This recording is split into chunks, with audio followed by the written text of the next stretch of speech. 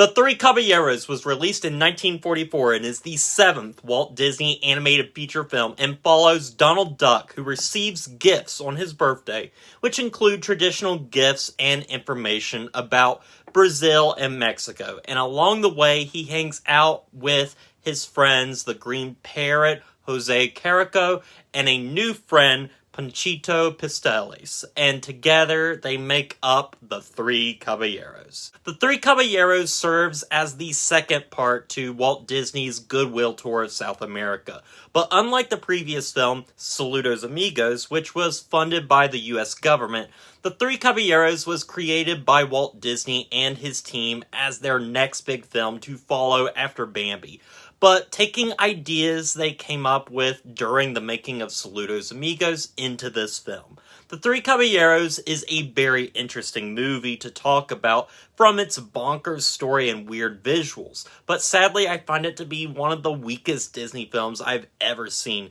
and not one I enjoy all that much. I don't think it's terrible by all means, but there's just nothing about it that I really care for it. Despite those bonkers moments, I never really find it all that entertaining. And I feel like this will be a trend moving forward with the majority of these wartime era or package film era movies, as they're also called. They're ultimately passable films, mildly entertaining, and I'm going to ultimately tilt either slightly positive or slightly negative, depending on the film, and sadly with this film, it's in that latter category for me, but I still think it's worth talking about nonetheless. So, let's waste no more time and do what we always do here and go behind the scenes to see just how this film was made. Because the Three Caballeros shares much of its history with the film that was released prior, Saludos Amigos, a lot of this information will be a bit of a retread, but I will mention relevant information about this film when I can. This movie and the previous film started out as part of Walt Disney's Goodwill Tour of South America. With the outbreak of World War II, the US government commissioned Disney and his team to tour South America in the hopes of making a feature film that would help in building relations between the States and South America. There was fear of several South American countries being sympathetic towards Nazi Germany ideals, so the US government wished to swoop in and develop a friendly relationship with Central and South American countries. Walt Disney and 20 other animators arrived in South America, and through their time there, they attempted to develop an understanding of South American culture to put into a feature film to show to US audiences. And actually, their originally planned film, Saludos Amigos, worked in this regard and was responsible for helping build a little bit more of an understanding of the many different cultures in South America, even if ever so slightly. However, though Saludos Amigos was the only film initially commissioned, Disney and his team of animators took ideas they had developed during the making of Saludos Amigos and put them into a brand new film that would serve as their next full-length animated film, The Three Caballeros. The film was created with the exact same intention of the previous Saludos Amigos, by educating people a bit more on South American culture through the eyes of people from the States, of course. But the difference with the Three Caballeros was its more focused approach to story and entertainment instead of education. Much like the previous movie, the film's score was done by Edward H. Plum, Paul J. Smith, and Charles Walcott, and included several Latin American stars of the period, such as Aurora Miranda, Dora Luz, and Carmen Molina. The film is also notable for its use of hybrid animation, placing live-action actors in animated backdrops and animated characters interacting with live-action actors, which would be experimented more in films such as Mary Poppins and perfected in Who Framed Roger Rabbit many years later. It all starts here. The Three Caballeros had its premiere in Mexico City on December 21st, 1944, and had an eventual North American release in February of the following year, and would go on to gross over $3 million in worldwide rentals. The film itself, upon its release, received mixed reviews from critics who believed the film had more flash than substance compared to the company's previous films, and other reviewers were taken aback by some of the sexual dynamics of the film, which sounds really weird to mention for a Disney film. However, the film is looked back a bit more fondly now as a strange experimental film that showcases the company's creativity. Since then, the characters in the film have had a surge in popularity, even getting their own dark ride at Epcot, the Grand Fiesta Tour starring the Three Caballeros. Now, with all that out of the way, let's finally dig into my thoughts on the film. As mentioned, The Three Caballeros is one of my least favorite Disney films. It's not a film I particularly enjoy, and every time I watch it, I find myself so disinterested in it after about 15 to 20 minutes that the rest of the film ends up just being a slog to get through. This is just my opinion, though. I'm sure the film has its fans out there. It sadly just doesn't do much for me. But that said, it doesn't mean it's not worth talking about. So, what is it about this strange little film that makes it so interesting to talk about? There's a lot of people who say this film is Disney's attempt to make a surreal picture, and I both agree and disagree with this. It's not their first time doing something totally surreal. The pink elephant scene in Dumbo is a prime example in my eyes, but it is the first Disney film to embrace the surreal for an extended period of time, mainly in the film's second half, when things get very crazy. However, I think it would be wrong to classify the film as entirely surreal, because I feel people combine weird and surreal to mean the exact same thing, and they're not.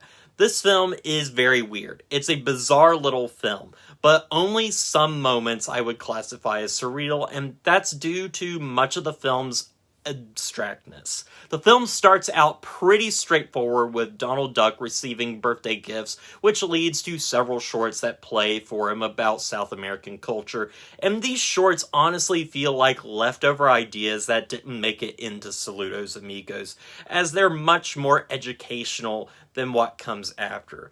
This goes on for the first 20 minutes or so before the film transforms once Donald meets up with his friend Jose Carrico, who had previously appeared in Saludos Amigos. They have their own little adventures, sing a few songs before eventually meeting up with a new creation for the film, the pistol-packing rooster Panchito Pistoles.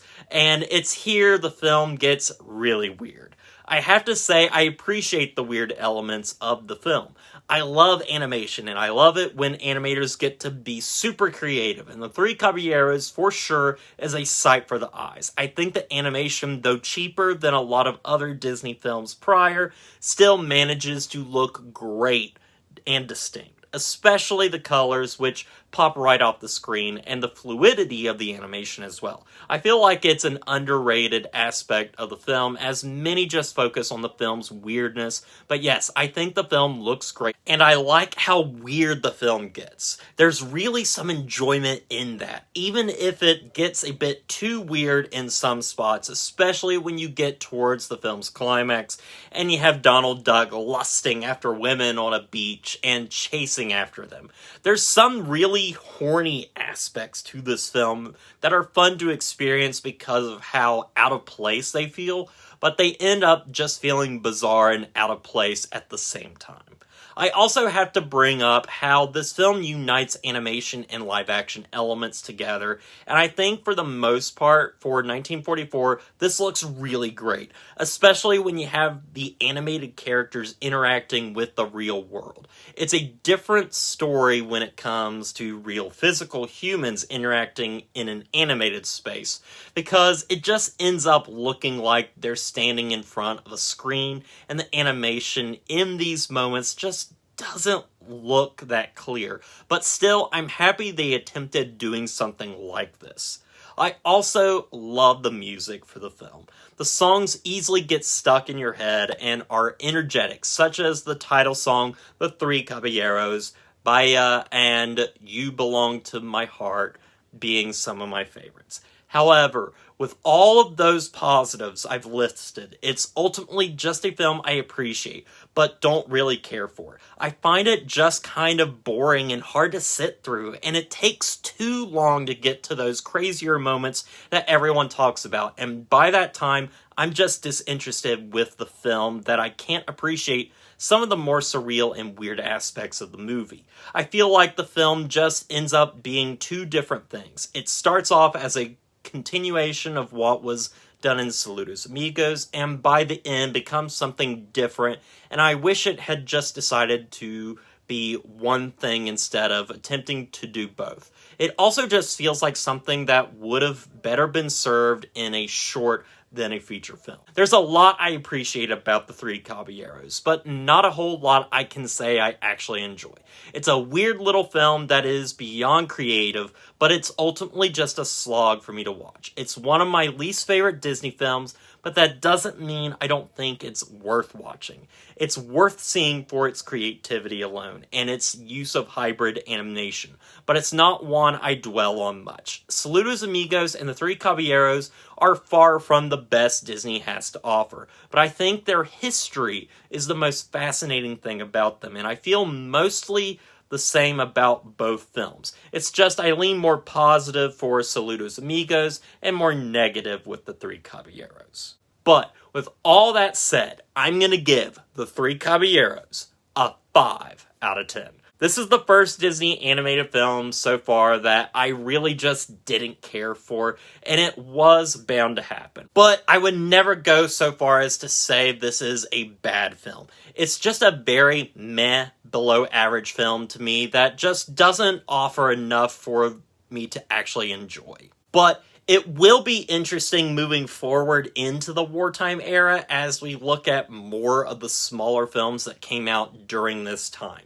Anyway, as always, don't forget to like, comment, and subscribe to the channel, and stay positive.